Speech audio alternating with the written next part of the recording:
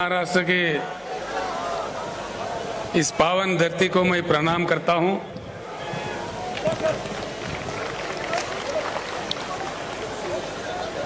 महाराष्ट्र राज्य के भारत राष्ट्र किसान समिति के अध्यक्ष आदरणीय श्री मानिक कदम जी, सीनियर नेता लोहा के एक्स-एमएलए श्री शंकर अन्ना दोंगड़े जी, श्री अन्ना साहेब माने पाटिल जी, श्री अब्दुल कदीर मौलाना जी, श्री हर्षवर्धन जाधव जी, श्री अभय पाटिल चिटगांवकर जी, श्री संतोष माने जी, श्री अप्पा साहेब माने जी, हरिभाव राठौड़ जी, दिलीप अन्ना गोरे जी, श्री प्रवीण जेतवाड़ जी, शिवराज बंगर जी, श्री फिरोज पटेल जी, लगता है फिरोज पटेल का आवाज ज्यादा है।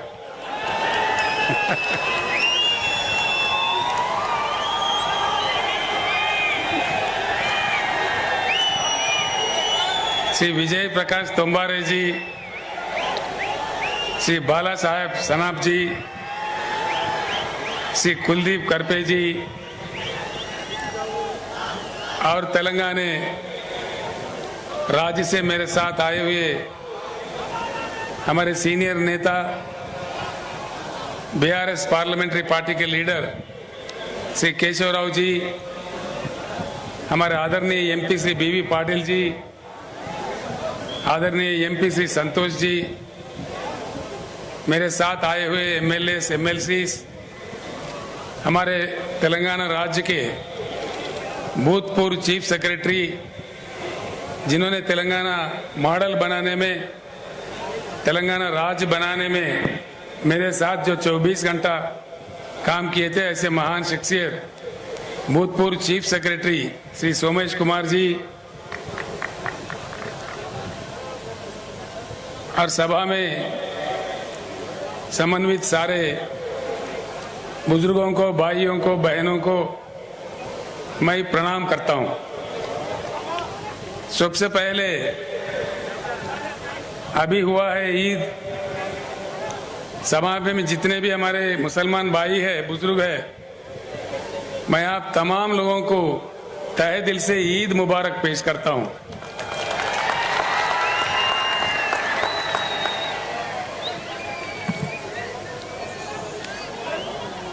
इन दिनों में एक प्रश्न बहुत बड़ा जो देश के दानिशमंद लोग हैं, जो बुद्धिजीवी है, उनके भीतर में और मेरे मन में भी एक बहुत बड़ा प्रश्न उठ रहा है। आज हमारा देश इतना महान ऐतिहासिक परंपरा रखने वाला एक महान देश जो हमारा भारत है, एक प्रश्न, मौलाना जरा गड़बड़ कम करना था, वो ठीक है, थोड़ा गड़बड़ बंद करो जीवन। इतने महान देश का आज का हमारा देश का लक्ष्य क्या है? भारत का कोई गोल, कोई लक्ष्य है या भारत अपना लक्ष्य खो बैठा है?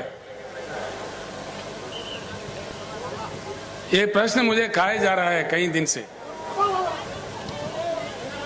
ये कौन है भाई?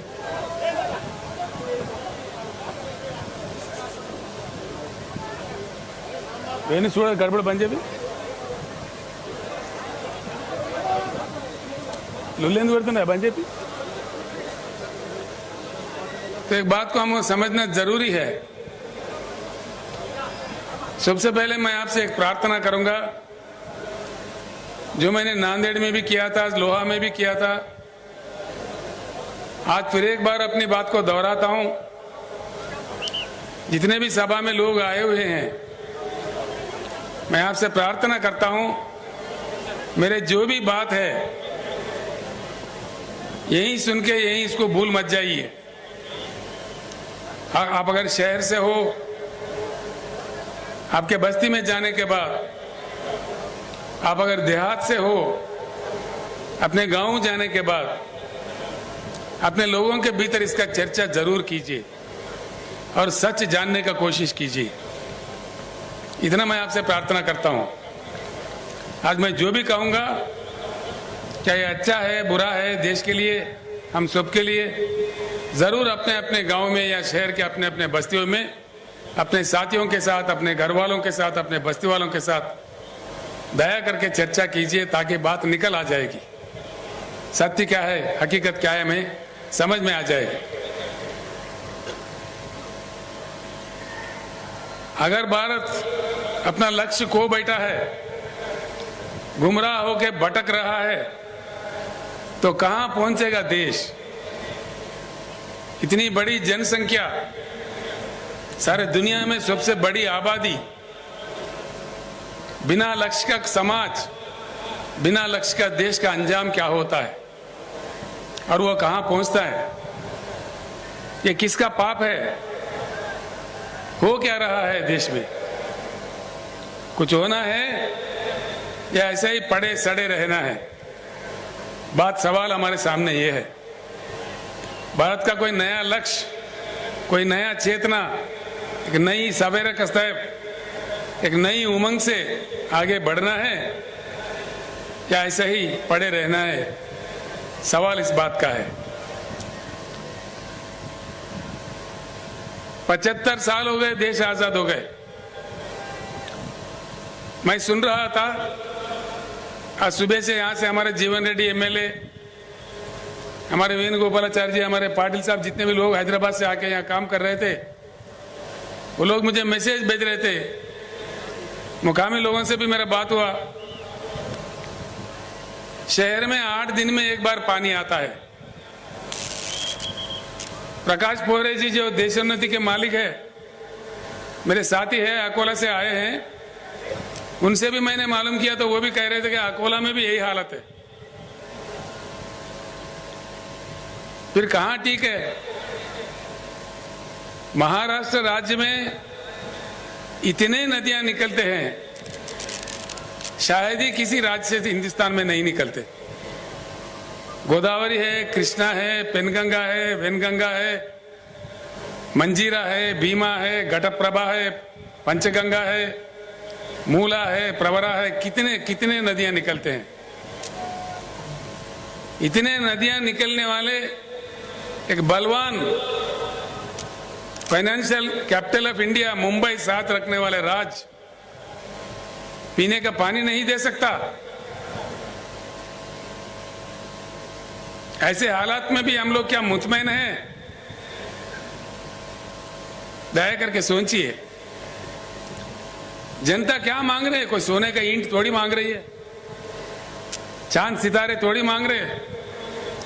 पीने का पानी भैया। इतनी लंबी लंबी भाषण के बाद, इतनी सरकारें बदलने के बाद, क्या हंगामा, सियासी हंगामा देखने के बाद पीने का पानी तक हमको फराहम नहीं होता। ऐसी भारत आगे भी रहना चाहिए या बदलना चाहिए? बेरोजगारी बढ़ रही है, लाखों उद्योग बंद हो रहे हैं, लाखों श्रमजीवी जो उसमें काम करते हैं, कामगार लोग रोड पे आ रहे हैं, और देश में पूरा जातिवाद, धर्मवाद, लिंग भेद खेल रहे हैं हमारे आंखों के सामने। रोज बरोज हम देख रहे हैं। जो धनवान है, अमीर है, और अमीर होते जा रहे। एक ही साल में 10 लाख 12 लाख करोड़ के करोड़ोपति अरबोपति बन रहे। जो गरीब है और गरीब होते जा रहे। ये सब कड़वे सच है, आपके हमारे आंखों के सामने है। ये कोई मैं कहानी नहीं बता रहा हूं, जो रोज हमारे को देखने को मिलता है। ये कोई माने या ना माने, ये कड़वा सच है। तो ये सारे जो भी चल रहा है ऐसा ही चलना चाहिए या इसका कुछ इलाज होना चाहिए? इलाज होना चाहिए। किसी भी देश में कभी कोई बीमारी लगती है, कभी कोई बीमारी लगती है, सुधारने वाले डॉक्टर होते हैं उस समाज के, उस देश के दानिश्वर, बुद्धिजीवी, उस देश के, उस समाज के युवा शक्ति, जिनके पास खून, जिनके खून में ताकत होता है, यही डॉक्टर्स होते हैं। नौजवान भाइयों को मैं प्रणाम करके पूछता हूं, हम लोगों को तो उम्र गुजर रहा है, लेकिन ये कल का देश आपका है, भविष्य आपका है। आप ऐसे ही पड़े रहोगे या कुछ उज्जवल रास्ता बनाओगे, फैसला कीजिए। और एक बात पक्का तय करके चलिए, हमारी जो समस्या है किसी भी दिन ये हमको ही सुलझना पड़ेगा। कोई अमेरिका से नहीं आएगा, कोई रूस से नहीं आएगा, कोई दूसरे देश वाले आके हमको नहीं सुधारेगा। सवाल यह है कितने जल्दी हम जाग जाए उतना ही हमारा सुधार होगा। जितना हम लेट कर दिए और बड़े अन्याय का सामना हमें करना पड़ेगा। एक ही बात सोचिए, हिंदुस्तान में कई महान किसान नेता पैदा हुए, कई लोग। सर छोटूराम जो आजादी से पहले पंजाब राज्य में काम कर रहे थे, उत्तर प्रदेश में महेंद्र सिंह टिकैत काम कर रहे थे, यहां अपना महाराष्ट्र में शरद जोशी के नेतृत्व में कई लोग, लाखों लोग काम कर रहे थे। कर्नाटक में प्रोफेसर नंजुंडा स्वामी, तमिलनाडु में नारायण स्वामी जी, पंजाब में राजोवाल जी, और मंच पर बैठे हुए हमारे भारत किसान समिति का राष्ट्रीय अध्यक्ष श्री गुरनाम सिंह चढ़ोनी जी, ये सारे लोग लड़ते रहे। आखिर एक बात सोचिए, हिंदुस्तान में अगर लोकतंत्र है, लोकशाही है, तो 13-13 महीने किसानों को क्यों दिल्ली में, देश के राजधानी में धरना करना पड़ता है? कितनी दुर्भाग्यपूर्ण है। ये क्या स्थिति है? ये लोकतंत्र है? 13 महीने के बाद, वो 13 महीने के दौरान में 750 किसानों का मृत्यु हो गया। 750 लोगों को मरने पड़ते हैं इस देश में, जिसमें लोकतंत्र हम कहते हैं। ये क्या तमाशा हो रहा है देश में? उसके बाद प्रधानमंत्री खुद माफी मांगते हैं, कानून वापस लेते हैं। अभी और 13 महीने गुजर गए, होता कुछ नहीं है। क्या ये लोकतंत्र है, लोकशाही है? किसानों का ये मान्यता है? मतलब क्या है? कुछ ना कुछ दाल में काला है। ये बात मैं किसी और जगह कहा तो वो लोग कह रहे थे दाल में काला है, ये पुरानी बात है भैया, अब तो पूरा दाल ही काला है। तो मतलब क्या है? जरूर कुछ इलाज की जरूरत है, कुछ ना कुछ परिवर्तन की जरूरत है। भारत को बदलना चाहिए, बिल्कुल बदलना चाहिए। भारत को परिवर्तन बहुत आवश्यक है, बहुत जरूरी है। जब तक हम परिवर्तित नहीं होंगे, हमारा किस्मत नहीं बदलने वाला है। एक उच्च गुणवत्ता वाली परिवर्तन, यानी कि एक पार्टी हार गया, दूसरा पार्टी जीत गया, ये परिवर्तन नहीं होता भाइयों। उच्च गुणवत्ता वाली, जिस चुनाव के दरमियान, जिस चुनाव के जरिए जनता जीतती है, जनता मांगे सफलता मिलती है, वो सही जीत होता है। पार्टियों का जीत नहीं होगा।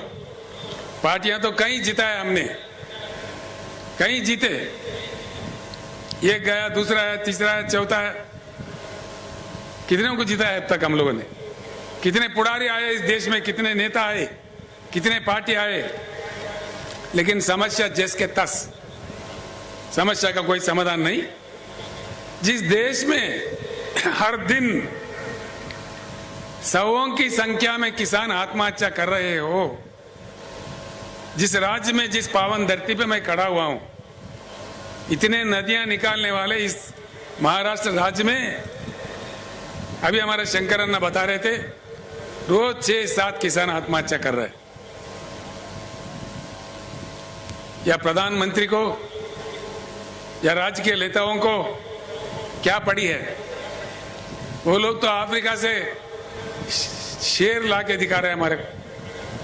अरे भाई, ये हमारे किसान शेर मर रहे बोले तो देखो देखो, ये अफ्रीका का चीता है, ये नामीबिया का शेर है, इसको देख के खुश हो जाओ। क्या समझ में आता है? समस्या का वो समाधान नहीं है।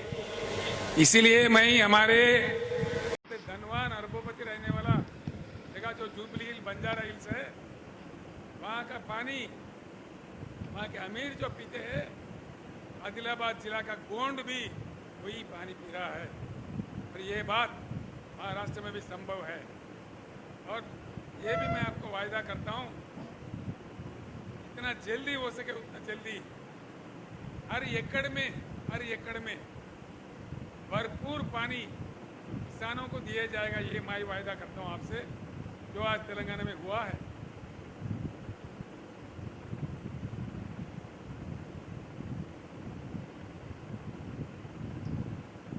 मैं इसीलिए कहता हूँ, हमारे पानी समंदर में ना बहते हुए हमारे खेतों पे आ जाए, हमारे खेतों का प्यास बुझाए और हमारे पीने के लिए भरपूर पानी हमें मिले, हमारे अन्य चीज़ों के लिए मिले, ये करना बहुत ज़रूरी है।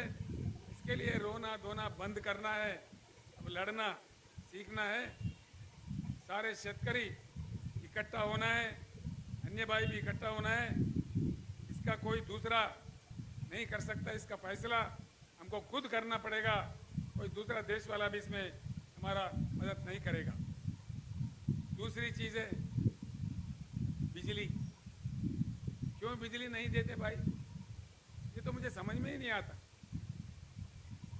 8 साल पहले तेलंगाना बनने से पहले वहाँ का हालत भी महाराष्ट्र से भी बहुत बुरा था, बहुत ही बुरा था। दिन में 3 घंटा आता था करंट, किसी दिन तो आता ही नहीं था। आज तेलंगाना में हर किसी को, किसान समेत हर किसी को 24 घंटा उच्च गुणवत्ता वाला पावर मिलता है।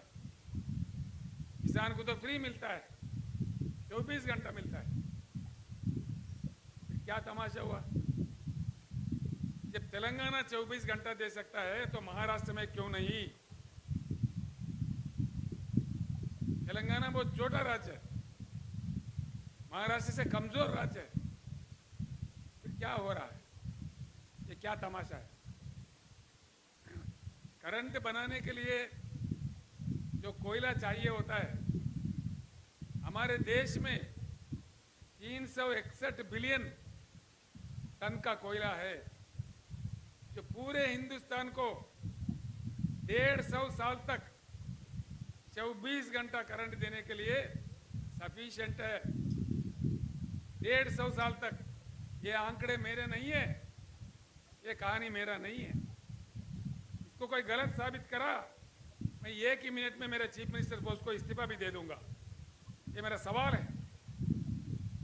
ये है, इसका उपलब्धि है भाई। पानी है, भरपूर नहीं देते, कोयला है, उससे 24 घंटा करंट दे सकते, क्यों नहीं देते भाई? क्या मजाक बना दिया? बिजली के बिल बढ़ाओ, प्राइवेट दे दो, इसका बाप का जागीर है, प्राइवेट दे दो, जो मर्जी दे दो। कैसे दे रहे? अनेक दशकों से हमारे करंट के कर्मचारी, जनता, हमारे लोग अपनी जमीन दे के, पैसे दे के, खून पसीना बहा के जो करंट घर बनाए, जो पावर जनरेटिंग हाउसेस बनाए, उसको मुफ्त में अपने दोस्तों में बांटना चाह रहे हैं, पावर प्राइवेटाइजेशन। मैं एक ही बात कहता हूं, भगवान का दया होगा तो अगली सरकार बीआरएस का बनेगा, हर चीज हम वापस लेके रहेंगे। मैं आज इस मंच से कहना चाहूंगा, जो आज प्राइवेटाइजेशन करना चाह रहे, जिनकी नीति प्राइवेटाइजेशन है, तो हमारे नीति प्राइवेटाइजेशन नहीं है, नेशनलाइजेशन है। हम हर चीज को वापस लेके रहेंगे, मैं आपको वायदा करता हूं। तेलंगाना राज्य का जो मॉडल है,